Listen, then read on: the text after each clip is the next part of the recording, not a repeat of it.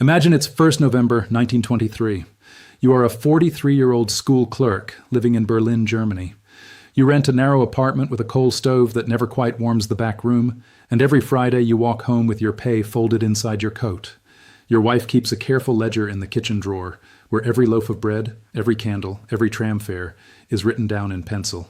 You have a savings passbook at the local bank, the kind middle-class families trust, because it grows slowly, quietly, respectably. Each morning you buy a newspaper, stop for coffee on the way to work, and tell yourself that hard work, thrift, and patience still mean something. Your life is not rich, but it is orderly, and order is its own kind of wealth. If you have ever wondered why people can do everything right and still be ruined when a country comes apart, stay with me. What you are about to hear is not a theory. It is a pattern. It has happened before. It has happened in different languages, under different flags, in different decades. And if you find value in this kind of historical clarity, subscribing takes 2 seconds and keeps you ahead of what most people never see coming. Then before noon, the coffee price changes. Not next week, not tomorrow. Before noon. By the time you reach the bakery that evening, the banknotes in your pocket feel like ice dropped onto a hot stove. They are still there. They still look real. But they are disappearing while you hold them. This is what national breakdown does. It does not always begin with gunfire or tanks or a flag being lowered from a government building. Often it begins with something far quieter and far more intimate. Your money buys less. Your bank says wait. Your salary lags behind prices. Your pension arrives, but it no longer feeds you. The promise on the paper survives. The value inside it does not. And that is what this video is really about. The 5 things that become nearly worthless when a nation breaks down are usually the very things ordinary people trust the most. Cash in the local currency, money sitting in the bank, fixed wages and salaries, pensions and savings plans, and official promises written on paper as if paper itself were a shield. History shows this again and again, from Weimar Germany to Argentina, from Zimbabwe to Cyprus, from Greece to Lebanon, different countries, different decades, same cold lesson. When the system can no longer keep its promises in the same unit, at the same value, at the same time, the safe things stop being safe. Before we go further, there is something important to understand. A modern economy is not a pile of objects. It is a bridge made of promises. Your paycheck is a promise that your work today can be exchanged for food next week. Your bank deposit is a promise that the number on the screen can be turned into usable money on demand. Your pension is a promise that decades of labor will still support you when your labor ends. Even cash is a promise, just a more portable one. It is a claim on future goods. The problem comes when a nation creates more claims than it can honor. Sometimes the government borrows far beyond what it can repay and then prints money to fill the gap. Sometimes banks promise depositors instant access to funds that have already been lent out long term. Sometimes a country pegs its currency to the dollar or the euro, which means fixing its value to another currency, even after the economy no longer has the reserves to defend that promise. Sometimes all 3 happen together. When that point arrives, the collapse does not spread like a bomb. It spreads like dry rot inside the beams of a house. From the street, the walls still look upright. Inside, the structure is already weakening. People keep going to work. Stores keep opening. Politicians keep saying the system is sound. But the claims are piling up faster than the real goods, the hard currency, or the tax base needed to support them. That is why breakdown feels so confusing when you live through it. People think they own wealth because they own a number. But a number is only as good as the machinery behind it. If the state cannot defend the currency, if the banks cannot meet withdrawals, if contracts are rewritten by decree, if prices outrun wages, then the number becomes a photograph of wealth, not wealth itself. It shows what used to be there. This is also why the pattern rhymes across time. The flags change, the speeches change, the technology changes, but the mechanism is stubborn. Too many paper claims, too little real backing, and when trust snaps, value does not vanish evenly. It drains first from the quiet places where ordinary people thought they were safest. Start with cash itself.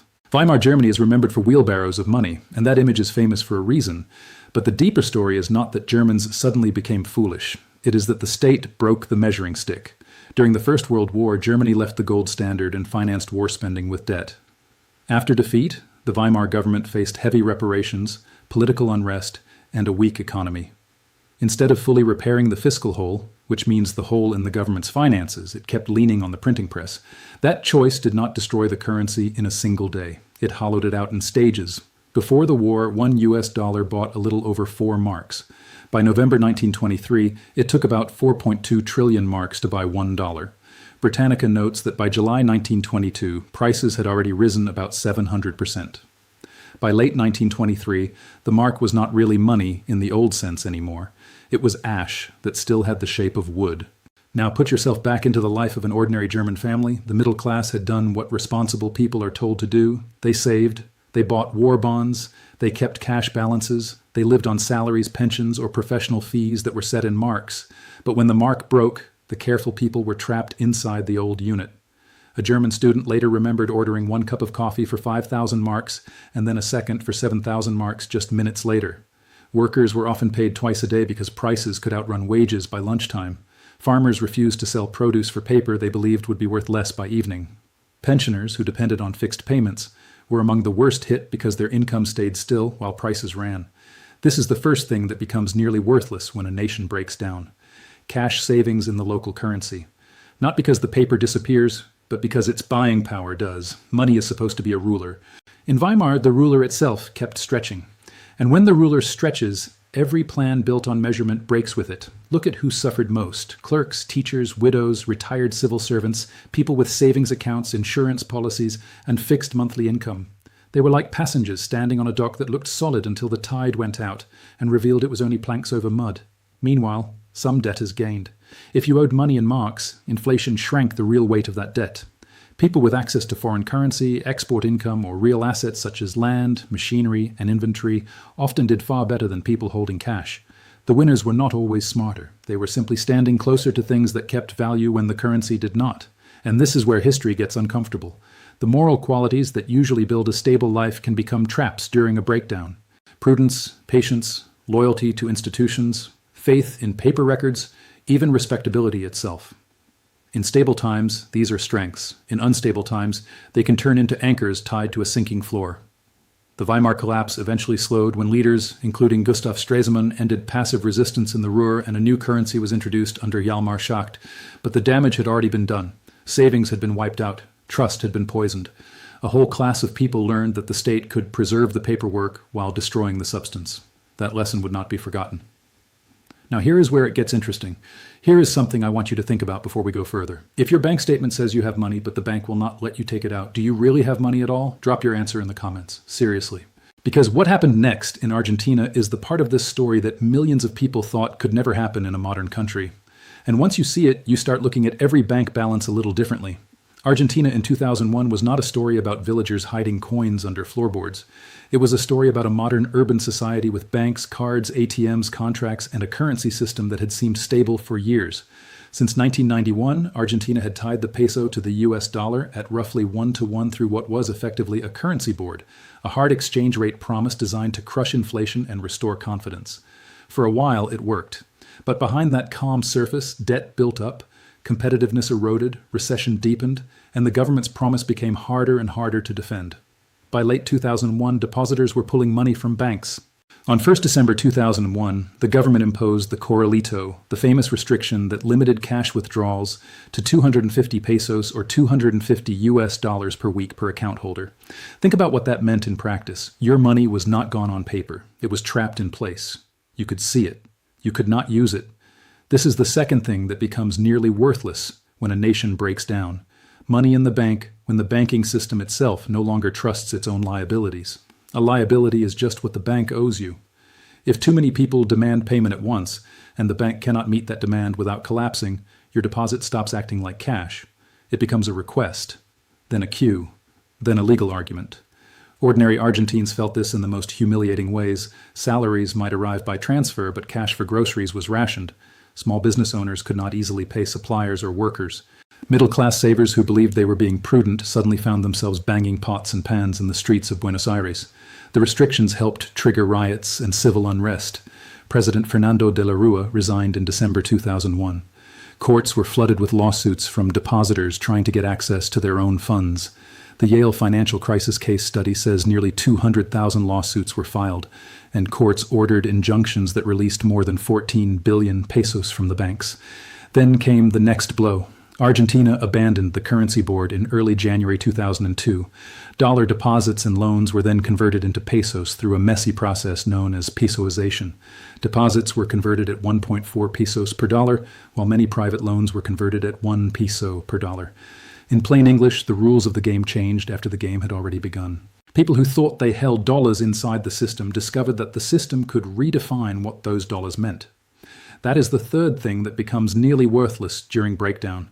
The assumption that a contract written yesterday will be honored in the same form tomorrow. You can call it legal certainty, contractual protection, or the sanctity of deposits. Ordinary people call it keeping your word. In crisis, that word bends. Look at what happened next. The bank holiday was declared on 21st December 2001. The old one-to-one peg was gone by 3rd January 2002.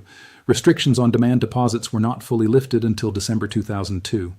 That is a long time to tell a population to remain patient while their unit of account changes under their feet. By 2002, poverty in Argentina had climbed above half the population by several estimates. The shock did not hit everyone equally. People with cash income outside the banking system, goods to sell, or access to dollars abroad had options. Salaried savers and small domestic businesses had fewer. And notice the pattern. In Weimar, the state destroyed the value of money while leaving the notes in your hand. In Argentina, the banking system restricted the use of money while leaving the balance on your statement. Different surface, same wound. The claim remains, the usefulness collapses. This leads to the second part of this story, and in some ways the most brutal one, because here, even a paycheck stops being a bridge to the future. Zimbabwe in 2008 showed what happens when wages, pensions, and prices stop moving in the same universe. The country had been under intense economic strain for years, driven by land seizures, falling agricultural output, foreign exchange shortages, fiscal breakdown, and money creation on a massive scale. By 2007, hyperinflation had already begun, which means prices were rising so fast that normal budgeting became impossible. In 2008, it became almost surreal. Economists Steve Hanke and Alex Kwok estimated that Zimbabwe's monthly inflation rate peaked at 79.6 billion% on 14th of November 2008. Read that again slowly, not annual, monthly. In January 2008, they estimated monthly inflation at about 121%. By June, it was over 839%. By July, it was about 2,600%. By September, it had reached 12,400%. By October, it exploded into the hundreds of millions percent per month. Numbers that large can stop feeling real, so translate them back into life. Shopkeepers changed prices hourly or even more often. Stores increasingly posted prices in both Zimbabwe dollars and US dollars. Foreign currencies like the US dollar, the South African rand, the Botswana pula, and others began replacing the local currency in daily life. Physical cash became so scarce, partly because of withdrawal limits, that cash itself traded at a premium over non-cash Zimbabwe dollars. Imagine that. Not only was the currency dying, different forms of the same dying currency had different values. This is the fourth thing that becomes nearly worthless when a nation breaks down. Fixed wages, salaries, and pensions. A salary sounds secure because it arrives on schedule.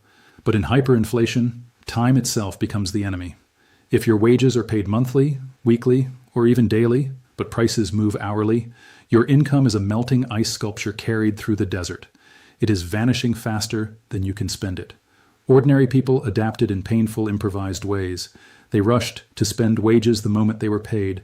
They stocked food instead of holding cash. They bartered. They demanded payment in goods or foreign currency if they had the power to do so. Those without such power, especially pensioners, state workers, and the poor, were trapped. A pension paid in a dead unit is not retirement income. It is a receipt from a world that no longer exists. And here is the deeper cruelty. Hyperinflation does not only destroy savings, it destroys calculation. A shop owner cannot plan inventory, a teacher cannot know what bus fare will cost next week, a parent cannot budget for school fees, an employer cannot set a wage that means anything for more than a moment. The economy becomes a carousel, spinning so fast that everyone stumbles just trying to stay upright. Yet even in Zimbabwe, some people were less damaged than others. Those with access to hard currency or goods that could be sold for hard currency could protect themselves better. Exporters, traders, people with relatives abroad, and those able to move into dollars earlier all had an advantage. Once the economy effectively dollarized in early 2009, prices stabilized. The local currency did not rescue the people. The people abandoned the currency. Now observe what all of these cases have in common. Most people will never know what you now know. Most people will keep trusting systems they do not understand. If you are still here, you are not most people. Hit subscribe. Because the next section is the part this channel was made for, the part they never put in textbooks. Now look at all three together. Weimar Germany, Argentina, Zimbabwe, different continents, different political systems, different decades, same mechanism. First, the state or banking system makes a promise that feels normal when confidence is high. Then reality changes. Debt rises, reserves shrink, production falls, foreign currency becomes scarce. The promise becomes expensive to keep. Instead of admitting this early, leaders delay, they print, they borrow, they freeze, they restrict, they redefine. And by the time the public realizes the bridge is cracking, too many people are already standing on it. The same mechanism, different countries, different decades, same result. What actually fails is not just money, it is convertibility, which means your ability to turn one form of wealth into another when you need to. Cash no longer converts into goods at a stable rate. Deposits no longer convert into usable cash on demand. Salaries no longer convert into a month of living costs. Pensions no longer convert into dignity. Contracts no longer convert into certainty.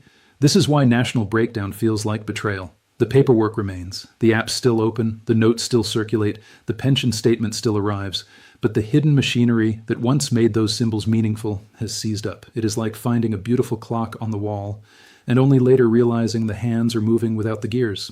And there are usually warning signs. A government defending an exchange rate that no longer matches reality. Banks offering confidence while quietly depending on emergency support. Multiple exchange rates existing at once, which is a sign that the official price of money and the real price of money have split apart. Restrictions described as temporary, public anger dismissed as panic. Leaders insisting everything is under control just before they change the rules. At this point, the pattern becomes impossible to ignore, and this brings us directly to who pays for it. It is usually not the very rich first. It is not the well-connected first. It is not the people who already live partly outside the formal system. The people crushed earliest are the ones who trusted the system most. The middle-class saver, the pensioner, the small business owner with payroll due on Friday, the family with money in the bank but medicine to buy today. Collapse runs downhill like acid. It finds the patient, the orderly, the domesticated parts of society, and burns there first. Cyprus in 2013 is a perfect example of how quickly official guarantees can be tested when the banking system is too large and too weak for the state behind it. Cypriot banks had taken heavy losses on Greek government bonds. By March 2013, the country needed outside support. The first bailout proposal stunned Europe because it included a levy, which means a forced charge on bank deposits, even on insured deposits under 100,000 euros. The initial idea was to take 6.75% from insured deposits and 9.9% from uninsured ones to help raise 5.8 billion euros. That first deal was rejected, but what followed still shattered confidence. Laiki Bank was resolved, which means broken apart and wound down. At the Bank of Cyprus, 47.5% of deposits above 100,000 euros were converted into equity, meaning depositors were pushed into becoming shareholders whether they wanted to or not. Uninsured depositors at Legacy Laiki eventually recovered only about 6 cents on the euro, according to the Yale case study. Imagine building a business over decades, keeping more than 100,000 euros in a bank for payroll, imports, or taxes, and then learning that half of it has been transformed into stock in a wounded bank, while another portion elsewhere may return almost nothing. That is the fifth thing that becomes nearly worthless when a nation breaks down. Official promises on paper, deposit guarantees, pension promises, insurance claims, bond coupons, even ownership itself, when ownership is rewritten under emergency rules. These are all claims on future payment. When the institution making the promise is cornered, the promise does not always vanish. Sometimes it mutates. And mutation can be just as destructive as disappearance. Greece in 2015 showed a milder but still revealing version of the same truth. On 28 June 2015, after the European Central Bank refused to expand emergency liquidity assistance, Greece imposed a bank holiday. Cash withdrawals from ATMs were limited to 60 euros per day per card. Banks did not fully reopen until 20th July, and capital controls lasted until September 2019. For tourists with foreign cards, life looked different. For Greeks dependent on domestic accounts, the world narrowed overnight. Think about what that means if you are elderly, or paid in cash, or caring for a sick parent, or running a small shop. 60 euros a day is not just a number, it is a rationing of autonomy. It tells you that your access to your own property now depends on national liquidity, central bank negotiations, and the timetable of politics. The account may still exist, but the freedom inside it has been fenced off. And then there is Lebanon, one of the clearest modern examples of how bank deposits, wages, and state credibility can all collapse together while daily life continues in wounded slow motion. Lebanon's banking crisis erupted into full view in 2019 after years of unsustainable financial engineering, heavy state borrowing, and dependence on inflows of dollars. The Lebanese pound had long been pegged at 1,507.5 to the dollar. That peg looked like stability. In reality, it was more like stage paint on cracked wood. By 2021, the World Bank said Lebanon's crisis was likely among the top 10, possibly top 3, most severe globally since the mid-19th century. Real GDP had contracted 6.7% in 2019 and then 20.3% in 2020. GDP fell from about $55 billion in 2018 to roughly $33 billion in 2020. Inflation averaged 84.3% in 2020. The World Bank said more than half the population was likely below the national poverty line, but statistics only tell part of the story. Banks froze most dollar deposits. People began talking about lollars, a grim local term for dollars trapped in the banking system and worth less than real dollars outside it. Reports in later years described families selling furniture, buying groceries on credit, and even storming banks to demand access to their own savings for surgery or rent. NPR told the story of Zara Khaled, a 53-year-old woman in a wheelchair who entered a bank branch in Tripoli to demand access to frozen savings needed for medical care. Think about how far a society has traveled when reclaiming your own deposit starts to resemble hostage negotiation. Meanwhile, frozen bank deposits were later estimated at about $82 billion, more than the usable assets available to repay them. Customer deposits fell from $172 billion in 2009 to $88 billion in 2024. Before the crisis, more than half of all deposits were held by less than 1% of depositors. That matters because breakdown is never only an economic event, it is also a distribution event. The losses are social choices, whether admitted or not. Someone absorbs them. Usually the small and the slow first. And look closely at who often walks away in better shape. People paid from abroad, families with property that can be rented or sold, firms holding inventory instead of large cash balances. Political insiders who hear the rumor before the decree, wealthy depositors with lawyers, foreign accounts, and time to move.